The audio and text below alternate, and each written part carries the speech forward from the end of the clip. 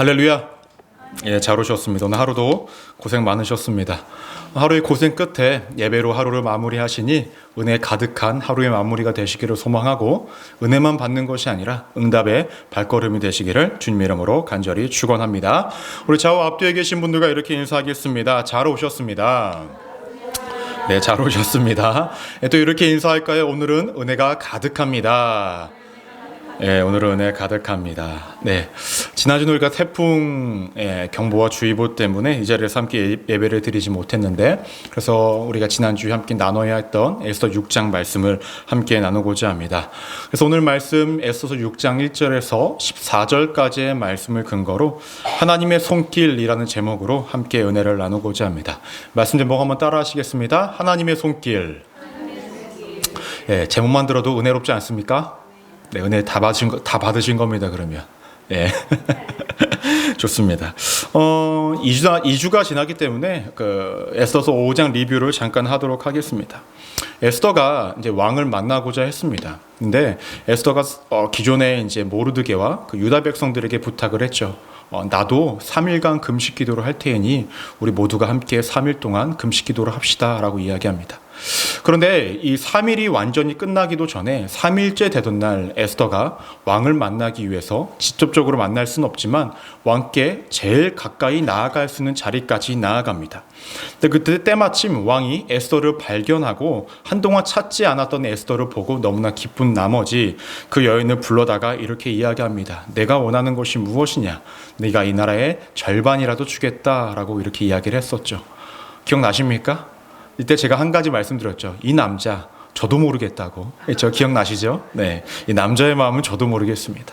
여하튼 이렇게 무엇을 줄까라고 이야기했을 때에 에스더가 말을 하죠. 내가 오늘 잔치를 벌일 것이니 하만과 함께 이 잔치에 와 주십시오라고 이야기해서 이 잔치에 하만과 함께 왕이 잔치를 가게 되어집니다. 잔치에서 이 여인을 또 보니, 에스더를 보니 너무나 또 아름다웠던 것 같아요. 그래서 이 여인에게 또 다시 이렇게 이야기합니다. 내가 원하는 것이 무엇이냐? 내가 이 나라의 절반이라도 주겠노라라고 이야기를 하죠. 이때의 에스더가 분명히 자신의 민족을 살려달라고 이야기할 만도 한데 그러한 이야기를 하지 않고 내일 다시 한번 잔치를 벌일 것이니 하만과 함께 두 분이 오셨으면 좋겠습니다 라고 이렇게 이야기합니다. 이때 하만의 기분이 어땠을까요? 너무나 좋았겠죠. 다른 사람들은 부르지 않고 신하 중에서 오직 자기만 왕과 함께 왕후가 불렀으니 기분이 너무나 좋았을 것입니다. 그 기분 좋은 발걸음에 집으로 돌아가는 길에 성문을 지키고 있던 모르드게를 마주하게 되죠. 그때 모르드게가 정말로 지나가던 똥개 보듯이 쓱 한번 보더니 절하지도 않고 꿇지도 않은 채 본체 만취합니다. 이 모습이 너무나 꼴보기 싫었고 너무나 기분 나쁜 나머지 어떠한 마음을 품게 되냐면 내가 이 사람을 어떻게든 해야겠다라는 마음을 품게 되죠. 모르드게가 하만이 이제 집으로 가서 자신의 와이프와 자신의 친구들에게 그동안 있었던 일들을 이야기합니다. 나 왕하고 둘이 왕후가 준비한 그 모든 잔치에 갔었다. 더 나아가서 나만 내일 따라오래 라고 이야기해서 그 기쁨을 사람들에게 표출을 합니다. 근데 그 이면에 또 어떠한 일이 있었다고 이야기합니까? 모르드게라는 이 나쁜 놈의 자식이 나를 보더니 본체 만차고 꿇지도 않고 절하지도 않더라. 이거 어떻게 하면 좋겠냐라고 이야기하니까 그때 친구들이 이야기하죠. 12월 달까지 남유다 백성들을 죽이는 걸 기다리지 말고 먼저 이 모르드게를 내일 당장 이 나무에 매달아서 죽여버리자라고 이렇게 이야기를 합니다. 그래서 이 하만이 준비를 하죠. 20m가 넘는 나무를 장대를 준비하여서 이제 자기가 직접 죽일 수는 없으니 왕의 허락을 받기 위해서 왕에게 나아가는 모습이 지난주의 모습이었고 지난주의 스토리였습니다. 오늘 말씀은 그 이어서 보도록 할 텐데요. 여러분들은 혹시 그 삶을 살아갈 때 근심 걱정이 많을 때에 어떻게 몸에서 반응이 일어나십니까? 금신 걱정이 많을 때에 아마 대부분의 분들은 다 그렇지는 않지만은 잠을 잘 못 주무실 거예요. 그렇죠? 걱정이 많고 그러면요. 더 나아가서 어떠한 분들은 또 안 좋은 꿈을 꾸기도 하셨을 것입니다. 그렇지 않습니까? 다들 잠은 잘 주무시나 봐요. 그렇죠? 근심과 걱정이 있어도 잘 주무시는 것 같아요. 그럼 너무나 좋죠, 뭐. 근데 대부분의 사람들은 이렇게 마음의 근심과 걱정이 있으면 잠을 잘 이루지 못하고 또 안 좋은 꿈을 꿔서 그 안 좋은 꿈이 또 하나의 근심과 걱정이 되곤 합니다. 오늘 말씀을 보니까요, 6장 1절 말씀을 보니까 왕이요, 어떠한 근심 걱정이 있었는지는 성경에서 언급을 하고 있지는 않지만 왕이 잠을 이루지 못하였다라고 이렇게 이야기를 하고 있습니다. 왕이니까 그럴만한 것 같아요. 우리가 일반적으로 생각하는 왕은 부귀영화를 노리고 호의호식할 것 같지만 사실 그는 굉장한 많은 불안감에 휩싸여 있을 것입니다. 왜냐하면 나라의 안녕을 위해서도 너무나 걱정이 많았을 것이고 전쟁 때문에도 걱정이 있었을 것이고 더 나아가 오늘에 등장하는 이 왕은 전에 자신을 죽이려고 했던 음모도 있었기 때문에 자신에게 주는 밥이 이게 안전한 건지, 나를 지키는 사람들이 나를 헤아려 하는 건 아닌지 오만 가지 생각 때문에 잠을 쉽게 이룰 수 없는 그런 상황이었을 것입니다.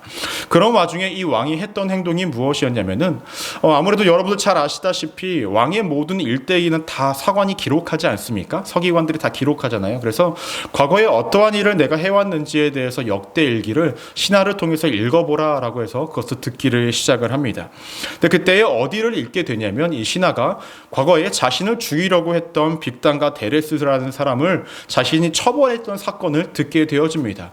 근데 그때 이 음모를 알려줬던 모르드게가 등장하는 것을 알게 되었는데 그때 잠깐 생각이 난 거예요. 내가 모르드게에게 어떠한 상을 줬었지라고 고민을 했는데 도무지 생각이 나지 않아서 자신의 제일 가까운 신하에게 물어봅니다. 이 모르드게에게, 나를 살려준 이 모르드게에게 내가 어떠한 상을 내렸냐라고 이야기하니까 아무런 상도 내리지 않았다라고 신하들이 이야기합니다. 왕의 입장에서는 어떻게 생각을 했을까요? 아차 싶었을 거예요. 아차 싶었을 거예요. 왜냐하면 자신의 목숨을 살려준 신하라고 한다면 그 사람에게 큰 상급을 내리거나 큰 어떠한 위치를 주거나 해야만 다음에 동일한 상황이 일어났을 때 자신의 신하들이나 백성들이 목숨을 걸고서라도 왕을 지켜주지 않겠습니까? 근데 아무런 상급도 내려주지 않으니 백성들과 신하들은 뭐라고 생각할까요? 내가 굳이 목숨 걸어서 이 왕을 지킬 필요가 있어 라는 생각을 분명히 했을 것입니다. 때문에 왕은 분명히 아차 싶었을 것입니다. 이때 왕이 한 행동이요, 4절 말씀을 보시면 우리 함께 한번 읽어볼까요? 시작. 왕이 이르되 누가 뜰에 있느냐 하매 마침 하만이 자기가 세운 나무에 모르드게 달기를 왕께 구하고자 하여 왕궁 바깥들에 이른지라라고 이야기를 합니다. 역대 일기를 들으면서 아마도 밤을 지새웠던 것 같아요. 지금 이 시점이 아마 새벽이거나 이른 아침이었던 것 같습니다. 그때에 밖에 누가 있냐라고 부르니까요, 밖에 누가 있습니까? 하만이 있어요. 이 하만도 참 대단한 사람이에요. 그렇지 않습니까? 모르드게 한 명 죽이겠다고 그 새벽에, 그 아침에 왕 있는 데까지 와가지고 장대 들고 하고 기다리고 있는 거예요. 대단한 사람입니다, 이 사람은. 그렇지 않습니까? 여러분들은 그렇게 하시겠습니까? 나무를 들 생각도 없고 굳이 내가 그렇게 사람 하나 죽이겠다고 그렇게 열심히 내가 할 필요가 있냐라는 생각이 들지 않습니까? 근데 하만은 그런 열심이 있었다라는 거예요. 여하튼 밖에 하만이 있어서 왕이 하만을 들어오게 합니다. 그리고 6절에서 이렇게 왕이 묻습니다. 하만이 들어오거늘 왕이 묻되 왕이 존귀하게 하기를 원하는 사람에게 어떻게 하여야 하겠느냐? 하만이 심중에 이르되 왕이 존귀하게 하기를 원하시는 자는 나 외에 누구리요 하고라고 이야기를 합니다. 하만의 마음 상태가 너무나 적나라하게 드러나죠. 왕이 정말로 존귀하게 여길 사람은 모든 신하들 중에 자기밖에 없다 라고 생각을 한 거예요. 때문에 존귀하게 여겨야 할 그 사람에게 내가 어떻게 해줘야 되냐라고 이렇게 하만에게 묻고 있었던 것입니다. 근데 그 하만의 입장에서는요, 분명히 그럴 만한 상황이에요. 왕의 신임을 굉장히 받고 있었고 더 나아가서 왕후가 자기만 부르는 또 잔치 초대를 받지 않았습니까? 그러니까 세상에서 많은 권력과 부를 누리고 있었고 신임을 받고 있었고 그렇기 때문에 왕이 나밖에 존귀하게 여길 사람이 없다라는 그런 생각으로 이제 대답을 합니다. 근데 그가 뭐라고 대답을 하였냐면요, 왕이요, 그 존귀하게 여기고 싶은 사람을 어떻게 대해 주셔야 하냐면 당신이 입고 있던 옷을 주십시오. 그리고 당신이 쓰고 있는 왕관을 씌워 주십시오. 당신이 타는 그 말을 태워서 그 옷을 입히고 왕관을 씌우고 말을 태워서 사람들이 있는 곳에서 다니게 하십시오. 그리고 사람들이 그를 칭송하게 하시면 될 것 같습니다 라고 이렇게 이야기합니다. 하만이 이렇게 이야기한 이유가 무엇일까요? 이렇게 대답한 이유가 무엇인가 라는 거예요. 자신이 그렇게 받고 싶으니까 그러했겠죠. 사실 하만이라는 사람은 왕을 통해서 많은 권력을 얻었던 사람이지만 사람으로부터 친송을 받고 높임을 받았던 사람은 아니었다라는 거예요. 때문에 그의 마음에 공허함이 하나 있었다고 한다면 사람들로부터 칭찬을 받고 친송을 받고 높임을 받고 싶었다라는 거예요. 그런데 그 마음에 또 하나의 잘못된 마음은 무엇인지 아십니까? 왕의 복장을 입고 왕관을 쓰고 왕이 타는 그 말을 탄다라는 것은 자신도 왕과 같은 존재가 되고 싶다라는 그 안에 은연중에 심겨져 있는 흑심이 있었다라는 것입니다. 어찌됐든 간에 왕과 동일한 권력과 부와 모든 것들을 누리고 싶었던 하만에게는 어떠한 일이 발생이 되어집니까? 10절 말씀 우리 함께 한번 읽어볼까요? 시작. 이에 왕이 하만에게 이르되 너는 내 말대로 속히 왕복과 말을 가져다가 대궐 문에 앉은 유다 사람 모르드게에게 행하되 물은 내가 말한 것에서 조금도 빠짐없이 하라라고 얘기합니다. 어떻게 됩니까? 하만 자기가 이것을 받을 줄 알았는데 자기가 아니라 성전 문을 지키고 있던 모르드게에게 너가 말한 그대로 해주라라는 거예요. 자신이 그렇게도 싫어했던 사람에게 자신이 가장 받고 싶었던 것을 줘야만 했던 상황이라는 것입니다. 한국말에 이런 말이 있죠. 죽 서서 개 준다라는 거죠. 딱 이 꼴이 된 것입니다. 여하튼 자신이 이야기를 했기 때문에 하만은 실천할 수밖에 없던 상황이에요. 그런데요. 10절 말씀을 조금 더 디테일하게 보시면요. 한 가지 특징이 등장을 합니다. 뭐라고 등장하냐면요. 대궐문에 앉은 유다 사람 모르드게에게 행하되라고 얘기합니다. 이것을 누가 얘기합니까? 왕이 이야기합니다. 모르드게라는 사람이 어떤 민족의 사람인지를 알고 있습니까? 유다 민족이라는 것을 알고 있다라는 거예요. 자신이 분명히 하만을 통하여서 유다 백성을 다 죽이겠다고 선포했는데 지금 보니 유다 민족 중에 자신을 살려둔 모르드게가 있었다라는 것입니다. 그렇다면 앞으로 이 왕의 마음 가운데 조금의 흔들림이 생기기를 시작하겠고 하만의 입장에서는 불안이 싹트기를 시작을 합니다. 왜냐하면 내가 죽이려고 하는 민족이 그 중에 한 사람이 내가 가장 싫어했던 사람이 왕을 살린 사람이니 분명히 면책권이 한번 있지 않을까라는 그러한 생각이 들 수밖에 없었기 때문입니다.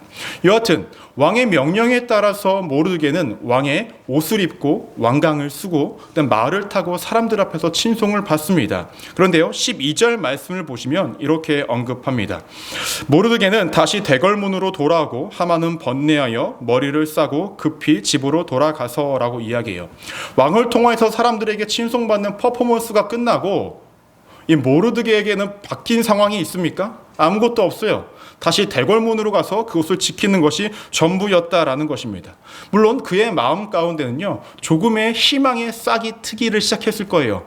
그동안 왕이 몰라줬던 내가 그 왕의 목숨을 구해줬던 그 사건을 이제 왕이 알게 되었으니 내가 살 수 있지 않을까라는 그 마음에 조금의 희망이 싹트기를 시작했을 것입니다. 그럼 하만은 어떻게 되었을까요? 하만은 번뇌했다라고 성경에서 이야기합니다. 굉장히 고통스러워했다라는 거죠. 왜 고통스러워했을까요? 먼저는 굉장히 창피했을 것입니다. 왕과 대화 속에서 하만이 뭐라고 이야기했죠? 존귀한 자를 높이고 해야 된다고. 그렇죠? 그리고 자신이 그걸 받을 줄 알고 다 이야기했습니다. 그 주변에 다른 신하들이 들었을까요? 못 들었을까요? 들었을 거예요. 근데 죽 서서 개준 꼴이 됐으니까 사람들로 통해서 창피를 당하게 뻔해서 너무나 창피했을 것입니다. 두 번째로는 자기가 정말로 죽이고 싶었던 모르드게가 자신이 원한 영광을 받고 누렸기 때문에 친송을 받고 누렸기 때문에 그것 때문에 머리가 고통스러웠을 것입니다. 이 모든 이야기를 어떻게 합니까? 자신의 아내와 친구들에게 말하기를 시작을 합니다. 그래서 13절 말씀을 보시면 모르드게가 과연 유다 사람이 후손이면 당신이 그 앞에서 굴욕을 당하기 시작하였으니 능히 그를 이기지 못하고 분명히 그 앞에서 엎드려지리라 라고 이야기를 합니다. 친구들과 아내가 이야기하는 거예요. 너 어떡하냐? 모르드게는 왕을 살려준 사람이고 너는 그냥 왕이 좋아하는 사람이잖아. 아무래도 너가 조금 밀리는 것 같다 라고 이렇게 이야기를 하는 것입니다. 근데 이런 모든 이야기가 끝나기도 전에 이미 약속되어져 있던 그 에스더가 베푸는 잔치에 하만은 다시금 가게 되는 상황에 이르게 됩니다. 오늘 스토리는 여기까지가 해서 끝을 마무리 짓게 되어집니다. 그러면 여기까지의 스토리 가운데서 우리가 세 가지를 좀 기억하기를 소망합니다. 첫 번째로 우리가 기억하셔야 될 것은요, 하나님의 손길에는 우연이 아닌 계획만 있다라는 거예요. 따라해 보실까요? 하나님의 손길에는 우연이 아닌 계획만 있습니다. 오늘 말씀을 자세하게 보시면요, 우연처럼 보이는 일들이 굉장히 많이 있습니다. 첫 번째로는요, 하만이요, 아내와 친구들과 함께 모르드게를 나무에 매달기로 하고 왕을 찾아갑니다. 근데 하필 그때에 왕이 잠에 들지 못하는 사건이 발생이 되어집니다. 그런데 또 어떠한 일이 연이어서 발생이 되어지냐면, 왕이 잠이 오지 않는데 그때 하필 역대 일기를 듣기를 시작을 합니다. 여러분들은 잠 안 오면 뭐 하십니까? 아마 젊은 사람들 대부분 유튜브 틀어놓고요, 그거 틀어놓고 잘 겁니다. 그리고 아침에 일어나면 같이 틀어져 있을 거예요. 저는 어떻게 할까요? 저라고 다르겠습니까? 네, 저도 그렇게 잠이 들 때가 많이 있습니다. 여하튼 이렇게 잠이 오지 않는데 역대일기를 신하를 통해서 듣게 되어집니다. 그런데 역대일기가 짧을까요? 굉장히 광범위하고 많았을 거예요. 그런데 하필 모르드게가 왕을 살려준 그 스토리를 잊게 되었다라는 거죠. 더 나아가서 왕이 포상을 내리지 않고 넘어갔다라는 것들을 하필 그때 알게 되어집니다. 또 왕이 포상에 대해서 논하고 있는데 그때 하만이 대답을 하게 되고요. 마지막으로 모르드게를 죽이려고 했던 하만이 모르드게에게 옷을 입히고 그가 대신 칭송을 받게 되어지는 이러한 우연 같은 일들이 계속 톱니바퀴처럼 이루어지고 있었다라는 것입니다. 여러분, 이러한 사건들이 정말로 우연치 않게 연속적으로 발생될 확률이 얼마나 될까요? 정말로 얼마 되지 않는다라는 것입니다. 세상 사람들은 이런 모르드게에게 이렇게 이야기할 수도 있겠죠. 너 참 운이 좋다. 야, 넌 참 천운을 타고났다 라고 이야기할 테지만, 하나님께서는 이렇게 말씀하실 것입니다. 나의 손길 속에는, 나의 만짐 속에는 우연이란 절대 존재하지 않는다 라고 말입니다. 더 나아가서 세상의 모든 일들 속에는 우연이 아닌 나의 계획만 있다라고 하나님께서는 말씀하실 것입니다. 사랑하는 성도님들, 하나님께서는 우연히 우리를 알게 되신 것이 아닙니다. 우연히 우리를 사랑하신 것이 아니라, 우리를 우연히 구원시킨 것이 아니라, 하나님의 계획 속에서 우리를 사랑하시고 택하시고 우리를 구원시켜 주셨다라는 것입니다. 다만 우리들의 눈에는 우연처럼 보이는 사건들이 많이 있겠죠. 때로는 우리의 삶 가운데 하나님이 전혀 개입하지 않는 것처럼 느껴져 하나님의 삶이, 하나님의 모습이 우리의 삶 가운데에 굉장히 무책임하게 느껴질 때가 분명히 있을 것입니다. 누구처럼요? 마치 모르드게와 같이 말입니다. 마치 왕 앞에 목숨 걸고 나아갔던 에스더와 같이 하나님이 정말 어디 있는지, 하나님의 계획은 있는지, 내 삶을 지키시는지, 보호하시는지 도무지 느껴지지 않고 삶의 환경 가운데, 현실 가운데의 고통과 어려움만 느껴질 때가 반드시 있다라는 거예요. 그런데 우리가 여기서 반드시 기억하셔야 할 한 가지가 있다고 한다면 그것은 무엇이냐면, 하나님이 우리의 삶을 이끌어가는 그 손길과 그 계획들이요, 우리 인간이 느끼기에 항상 좋게 느껴질 필요는 없다라는 거예요. 우리는 항상 하나님이 나를 이끌어 가시면은 내가 느끼기에 마냥 좋고 내가 느끼기에 마냥 행복해야 된다라고 생각을 하지만, 하나님께서 우리를 인도하시는 그 계획과 그 손길 속에서는 때로는 우리가 느끼기에는 때로는 부정적으로 느껴지고 때로는 힘들고 어렵게만 느껴지는 그런 상황들도 반드시 발생이 되어진다라는 것입니다. 여러분, 감기를 걸리지 않기 위해서 여러분 뭐 하시죠? 백신 주사를 맞곤 하시죠.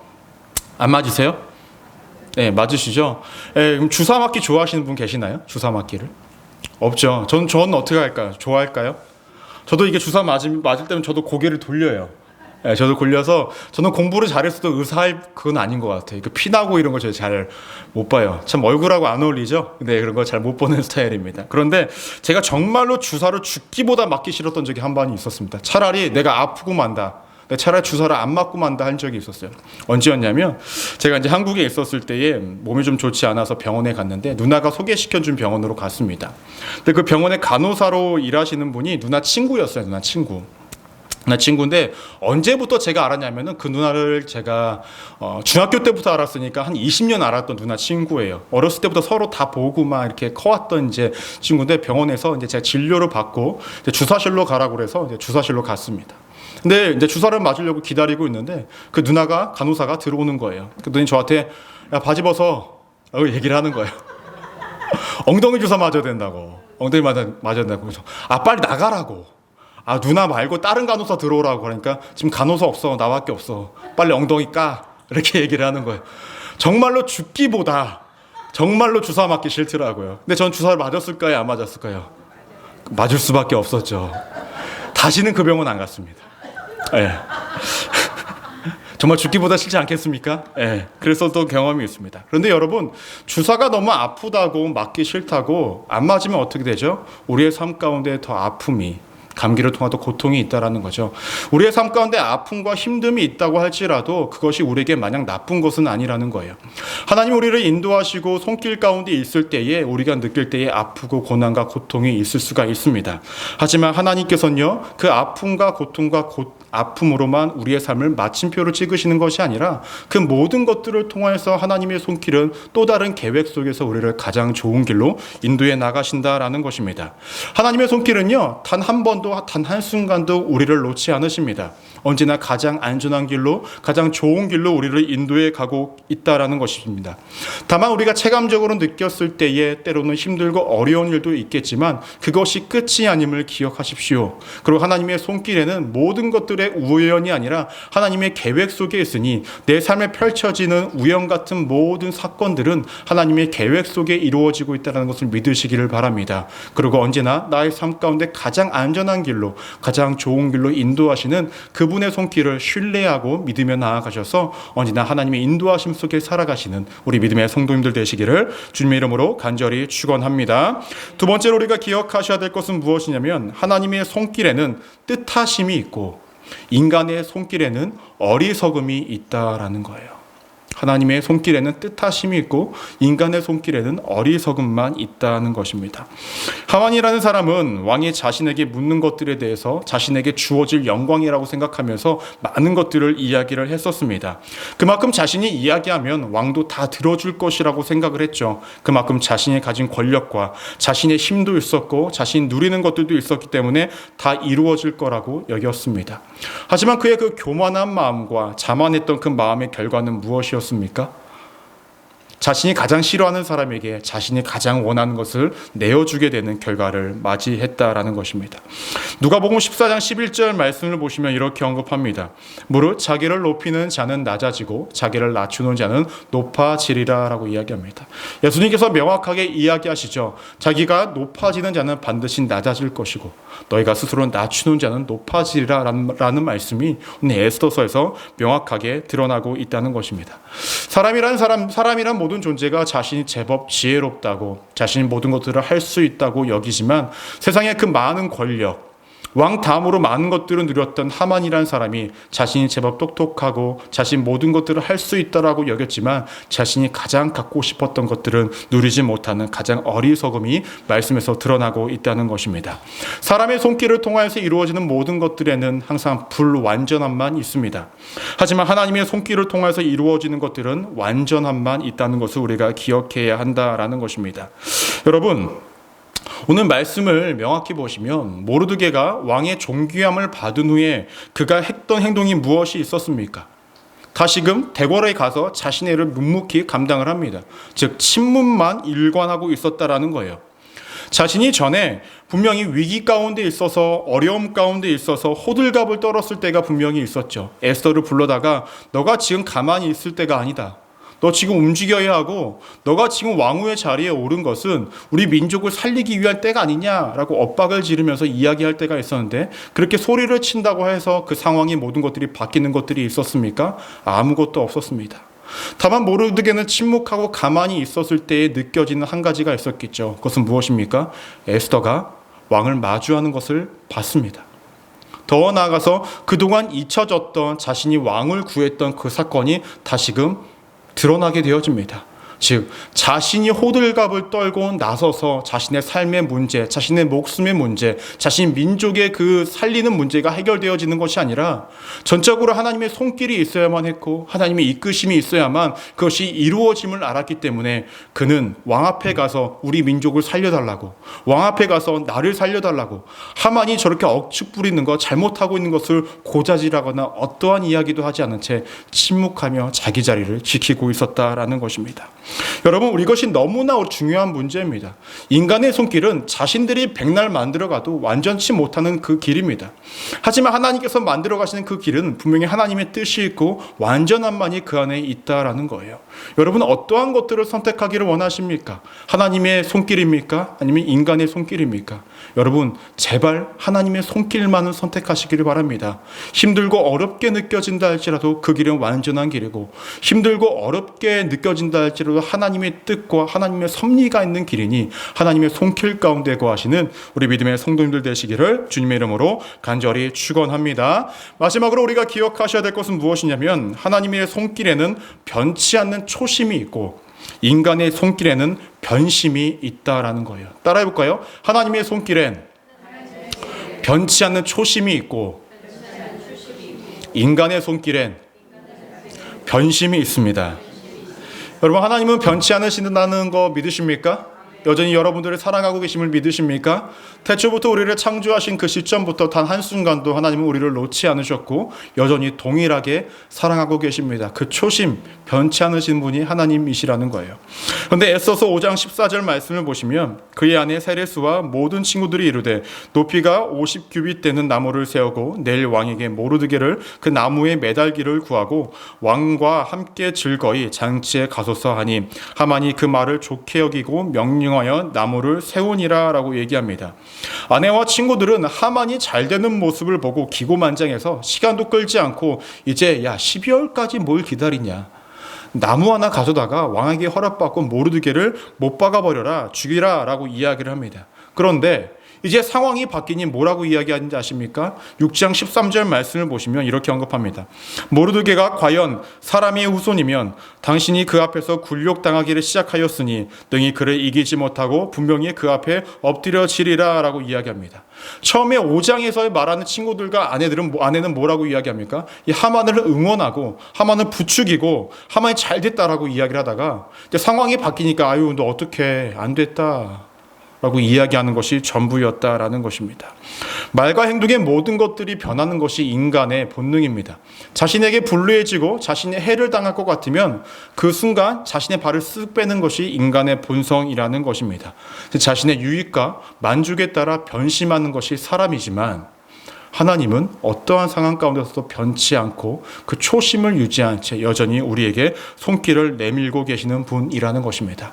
하나님 항상 변하지 않으십니다. 다만 하나님을 바라보는 우리의 시선이 변할 때가 많이 있다는 거죠.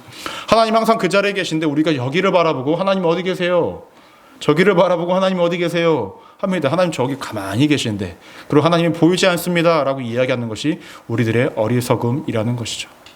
하나님 변치 않는 하나님께서는 오늘도 여러분들과 함께 가기를 소망하고, 하나님께서는 언제나 그 손길을 항상 내미셔서 여러분들을 가장 좋은 길로, 안전한 길로, 가장 하나님의 품 안에 거할 수 있는 그 길로 인도하기를 원하신다라는 것입니다.